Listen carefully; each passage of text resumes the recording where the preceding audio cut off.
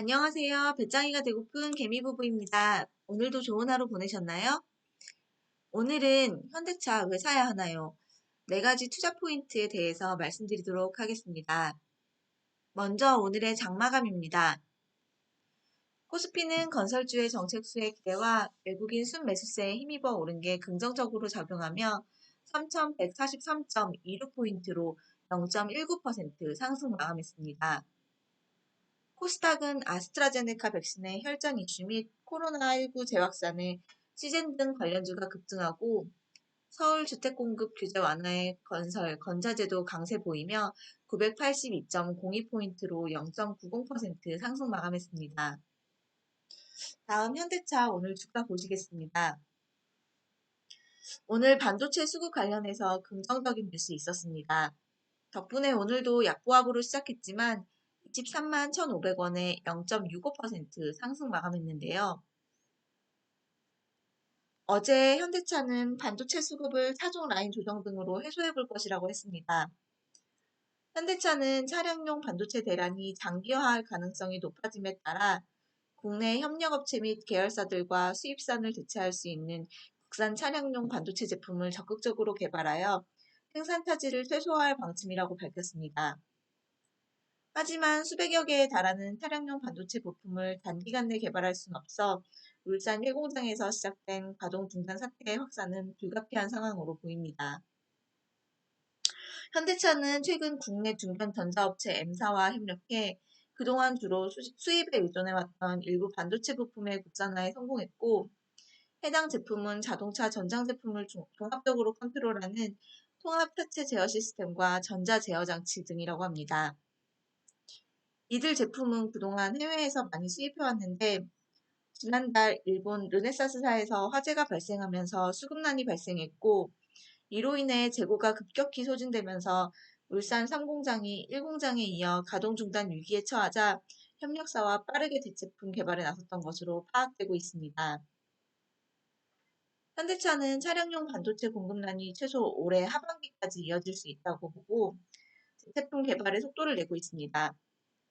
차량용 반도체의 경우 최신 메모리 반도체에 비해 공정 기술이 높지 않아서 국내 중견업체 중에서도 비슷한 성능을 낼 수 있는 대체품을 만들 수 있는 회사들이 덜어 있다고 하는데요. 이에 현대차도 주요 협력사들과 협업을 강화해 반도체 국산화를 적극 추진할 예정이라고 합니다. 이로써 반도체 수급 문제에 대한 우려도 약간은 소멸된 것으로 보이는데요. 내일의 주가 긍정적이길 희망해 보도록 하겠습니다. 다음으로 오늘은 저희 개미부부가 생각하는 현대차의 4가지 투자 포인트 말씀드려 보도록 하겠습니다. 첫째, 미래의 추구 방향인 전기차에 대해 저희는 좋게 보고 있는데요.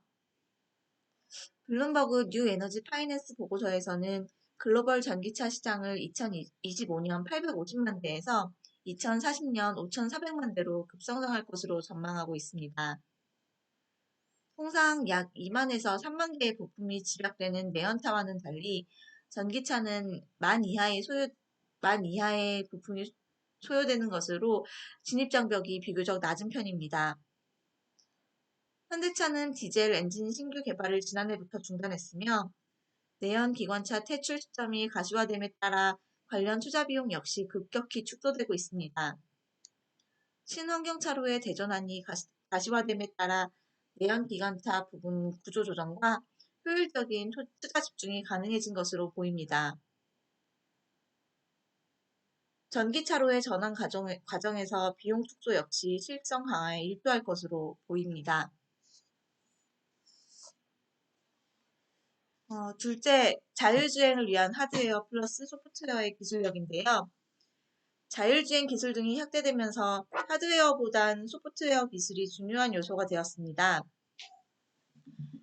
인공지능, 사물인터넷 등 첨단 IT 기술에 강점을 가진 기업들이 자동화와 협업하기 위한 노력이 지속될 것으로 전망합니다. 이게 바로 최근 애플이나 구글과의 협력설이 돌았던 이유 중 하나인 것 같은데요. 애플은 애플카 생산을 위해 기아, 폭스바겐, 닛산 등과 끊임없이 접촉하며 시장 진입을 모색하고 있습니다.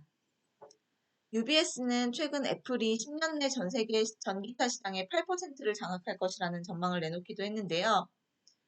스마트폰 시장의 개척자로서 애플이 가진 위상, 높은 소비자 만족도와 충성도, 레이더 시스템 등 자율주행 기술 등을 그 근거로 내세우고 있습니다. 최근 들어 구글도 완성차와의 컨택 등 발빠른 움직임 보여주고 있는데 글로벌 자동차 기업 가운데 현대차는 그만큼 매력있고 가치 있는 파트너가 아닐까 싶습니다. 전기차 개발 선두주자로서 향후 자율주행과 모빌리티 사업에서 큰 두각을 드러낼 수 있는 역량을 펼치고 있는 것에 큰 가치를 두고 지켜봐야 한다고 판단됩니다. 셋째, 부담스럽지 않은 밸류에이션인데요. 2021년 실적 기준 PER이 10배 수준으로 글로벌 피어 대비 저평가되어 있습니다.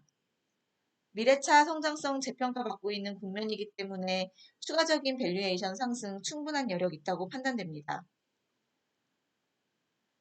마지막으로 글로벌 신차 효과인데요. 글로벌 신차 효과는 사실 실적과도 큰 연관이 있는데 현대차의 최대 시장이었던 중국은 2017년 사드 이후 큰 타격을 입었습니다. 그 사이 중국 현지 자동차 기업들의 인지도도 많이 올라왔고 유럽 국가들의 고급 세단들 역시 시장에 포진되어 있어 중국 시장에서의 현대차 재도약은 쉬워 보이지는 않습니다. 하지만 이번에 제네시스를 앞세워 중국 시장에 새로운 도전장을 내놨는데요. 중국 쪽 흐름은 좀 더 지켜봐야겠지만 긍정적인 시그널로 보고 있습니다.